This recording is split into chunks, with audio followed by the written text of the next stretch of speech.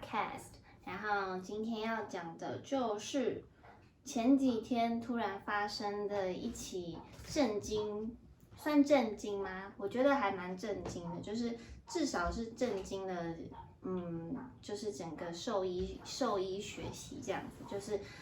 疾管署在9月7号公布。国内出现首例兔热病的本土确定病例，这个非常的夸张，因为台湾已经在几年前还是几十年前吧，还是什么时候，就是把兔热病定为是那个传染病这样，人畜共同传染病，然后一直都没有发生过，就有一个境外移入，然后加上这一次是第一次的本土案例，所以其实台湾还蛮惊讶于这件事情，很怕这件事情会爆发开来这样子。那这个9月7号的那个患者，他是一名南部60多岁的男性，而且他没有国内外的旅游史及动物接触史，他家里面也没有饲养宠物，所以非常的明显，他真的就是国内的本土的兔热病，首起兔热病这样子。然后他就是住家附近有草丛跟鱼塭，同时也有野猫出没。然后他因为发烧、寒战、腹泻等症状至医学中心就医，所以他其实是8月24日通报的。然后经过血清2采抗体检验是阳性确诊这样子。所以我今天就要来介绍何谓兔热病，为什么兔热病会这么的让人家紧张这样子。兔热病它其实又叫做野兔病、鹿蝇热，鹿是那个小鹿斑比的鹿，然后蝇是苍蝇的蝇，鹿蝇热不是那个露营，不是那个大家很喜欢去的那个 outdoor 的露营这样，它是小鹿的鹿，然后苍蝇的蝇，然后大圆病、法兰西斯氏病，然后它是人畜共同的传染病。兔热病在北美洲、欧洲大陆很多地方，俄罗斯、日本都发生过，在美国是一整年都可能会发生的哦。然后成人容易在早冬猎兔的时候，因为接触而遭受到感染。然后夏天的时候是小孩子容易因为硬虱或是硬皮的叮咬受到感染。它的宿主就包含野生动物、家畜或者是多种的硬皮。主要野生动物的宿主就是包含兔子啊、野兔啊、田鼠啊、麝香鼠跟海狸、水鼠等等这样。然后病原的循环是存在于媒介节肢动物及各类的哺乳类、鸟类、爬虫类及鱼类之间，它只要低剂量就可以治病，所以你其实不用病原体不用到多么的多，然后那个叫什么剂量多么的高，你就可以感染，一点点就可以感染了。然后它的潜伏期跟暴露的剂量有关系，通常是3到5天，其实还蛮快的，但是它有最长可以达到14天。流行的地区就我刚刚有讲过，就是北美啊、欧洲啊、亚洲啊、中东地区都有这样子。它临床的表现就是病原侵入的部位会出现愈合很缓慢的溃疡，并且局部的淋巴结发生肿大的现象，也可能没有明显的初期溃疡，就是只有一个或者是数个肿大，但是会疼痛，然后可能会化脓的淋巴结这样子。那你如果是吃到了遭受这个病原污染的食物或是水的话，你可能就会咽头炎或者是腹部疼痛、呕吐及腹泻的症状这样子。当吸入感染性病原可能引发肺感染症状或者是原发性败血症候群，这个很严重肺感染的症状就是有点已经肺炎了，然后或者是原发性的败血症，或者是败血症你这样你的那个如果不治疗，你的致死率是30到60%，超级无敌高。然后各种临床类型都可能会伴随肺炎，所以你必须要及早治疗跟诊断，以避免无法挽回的后果。这就是为什么当初会把它列入就是很严重的国定传染病的原因，这样子。因为它实在是太严重了。然后它的病原体呢有2种生物型，不同型的病原体对人体的致病力是不同的。在北美洲，就是经由兔子啊，例如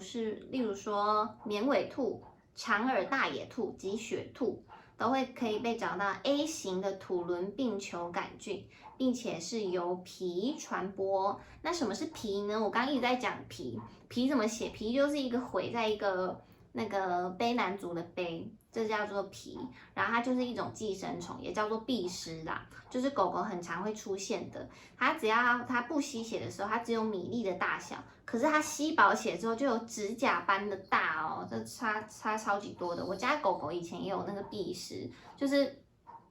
蜱虱的话，就是你要靠我们就是后来就是靠点药，因为蜱虱它的传播力实在是太强了，你只要一走过去，它就可以附在你身上这样子。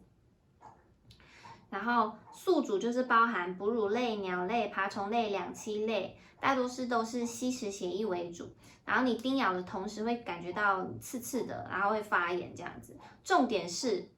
皮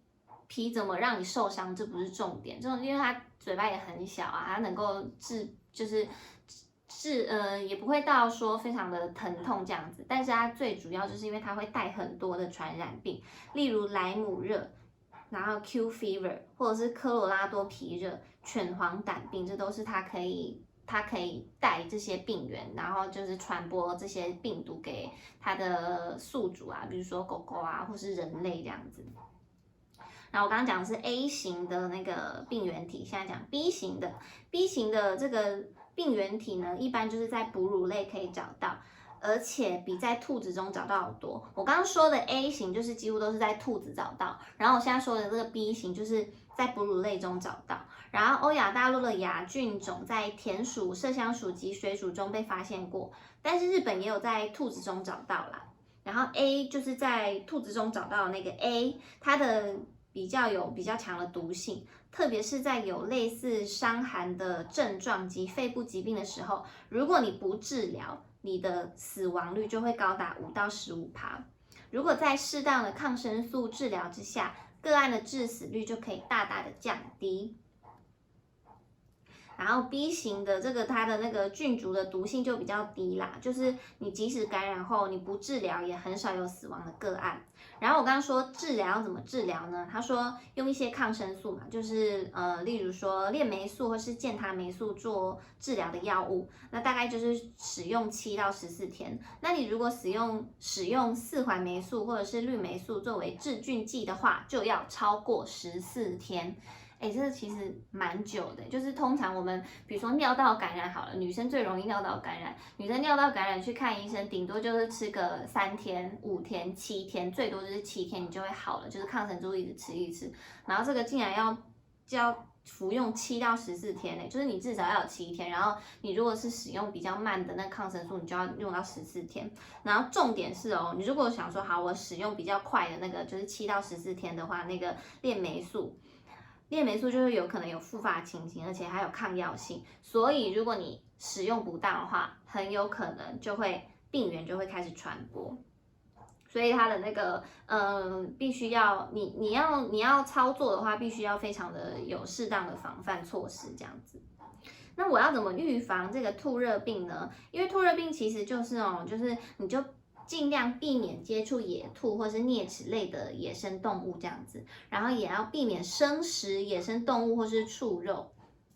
应该不会有人生食野生动物的机会吧？应该没有吧？然后蜱虫的话呢，它是主要栖息在草地啊、树林中，所以如果你就是出去玩啊，你当一个 outdoor 的话，你就要记得，你最好在暴露的皮肤上喷涂防蚊液，然后尽量避免在野外长时间坐卧，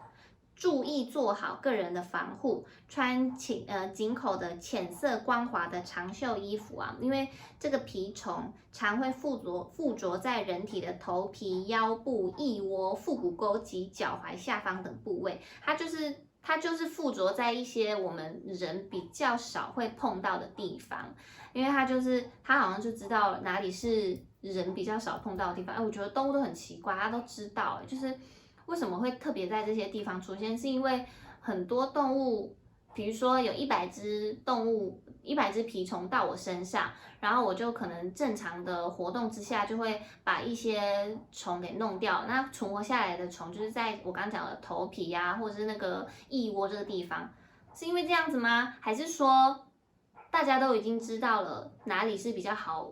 温存的地方。哎，这个我真的想很久，这个我真的想不出来。你们听得懂我在说什么吗？这个问题我真的想超久的，就是为什么他会知道要附着在人体的哪个地方才不会被弄下来啊？超级无敌奇怪的。好，这不重点啦，重点就是说，我继续讲哦。你要怎么预防呢？就是你如果是处理动物的尸体，尤其是兔子的时候啊，你要佩戴口罩、防水手套，避免接触或生饮受污染的水。